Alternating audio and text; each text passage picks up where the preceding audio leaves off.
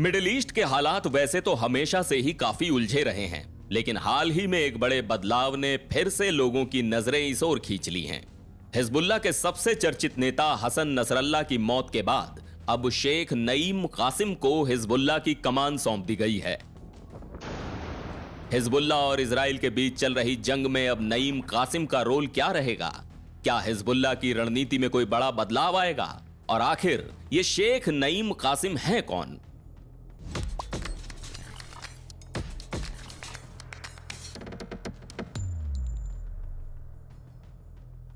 शेख नईम कासिम का जन्म 1953 में लेबनान की राजधानी बेरूत में हुआ था।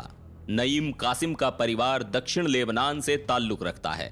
कासिम की शुरू से ही लेबनानी शिया समुदाय की राजनीति में दिलचस्पी रही है और उन्होंने अपनी शुरुआत अमल मूवमेंट से की। लेकिन 1979 में ईरान में इस्लामी क्रांति हुई, जिसने कासिम को गहराई से प्रभावित किया। इसके बाद कासिम ने अमल मूवमेंट छोड़कर हिजबुल्लाह का साथ दिया, जो ईरान की सोच और सपोर्ट से बना एक संगठन था। हिजबुल्लाह की शुरुआत 1982 में ईरान के सहयोग से हुई, जब लेबनान में इजराइल का प्रभाव बढ़ रहा था। हिजबुल्लाह का मकसद था इजरायली सेना को लेबनान से बाहर करना। कासिम शुरुआत से ही हिजबुल्लाह से जुड़े रहे और 1991 में हिजबुल्लाह के उस वक्त के नेता अब्बास अल मुसावी ने कासिम को उप प्रमुख यानी डिप्टी चीफ बना दिया। इसके अगले ही साल अब्बास अल मुसावी की हत्या हो गई, लेकिन नईम कासिम ने अपनी जगह नहीं छोड़ी। हसन नसरल्लाह का राइट हैंड कहलाए जाने वाले नईम कासिम पिछले 30 साल से हिजबुल्लाह के हर अहम फैसले में शामिल रहे हैं। ये वो शख्स है जो किसी भी हालत में अपने संगठन का पक्ष मजबूत करने के लिए जाना जाता है। उनके कई इंटरव्यूज में इजराइल के खिलाफ उनकी तल्खी साफ झलकती है।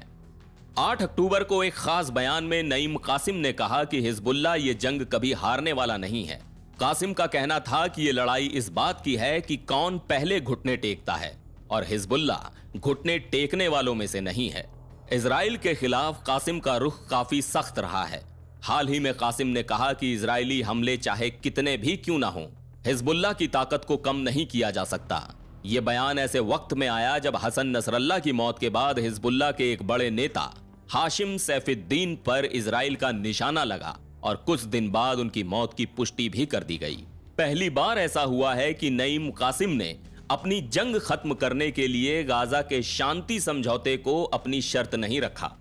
कासिम ने लेबनान में संघर्ष विराम का समर्थन किया ताकि वहां अमन कायम हो सके। यह बात हिजबुल्लाह की रणनीति में एक नए बदलाव का इशारा करती है। नसरल्लाह और कासिम में एक दिलचस्प अंतर है। नसरल्लाह की पगड़ी का रंग काला हुआ करता था, जो पैगंबर मोहम्मद का वंशज होने का प्रतीक है, जबकि कासिम सफेद पगड़ी पहनते हैं। इसका मतलब है कि कासिम पैगंबर के वंशज नहीं हैं। इस बात को हिजबुल्लाह में अलग नजरिए से देखा जा रहा है, क्योंकि संगठन के भीतर ये एक बड़ी पहचान मानी जाती है। हिजबुल्लाह और ईरान के रिश्ते की जड़ें बहुत गहरी हैं। ईरान ने हिजबुल्लाह को न सिर्फ फंडिंग दी, बल्कि उसे ट्रेनिंग और संसाधन भी उपलब्ध कराए। नईम कासिम ईरान की सोच और विचारधारा को अपनाने वालों में से हैं। ऐसे में यह देखना दिलचस्प होगा कि ईरान के साथ कासिम का रिश्ता आगे भी उतना ही मजबूत रहेगा या कोई नई दिशा लेगा। अब सवाल यह है कि क्या नईम कासिम अपने हिजबुल्लाह चीफ के पद पर रहते हुए इजराइल के खिलाफ संघर्ष को और तेज करेंगे या एक नई रणनीति अपनाएंगे? उनका बयान कि हम नहीं झुकेंगे एक बड़ा संदेश देता है, लेकिन गाजा के मामले पर कासिम की चुप्पी इस ओर इशारा करती है कि उनकी रणनीति शायद थोड़ा अलग हो सकती है।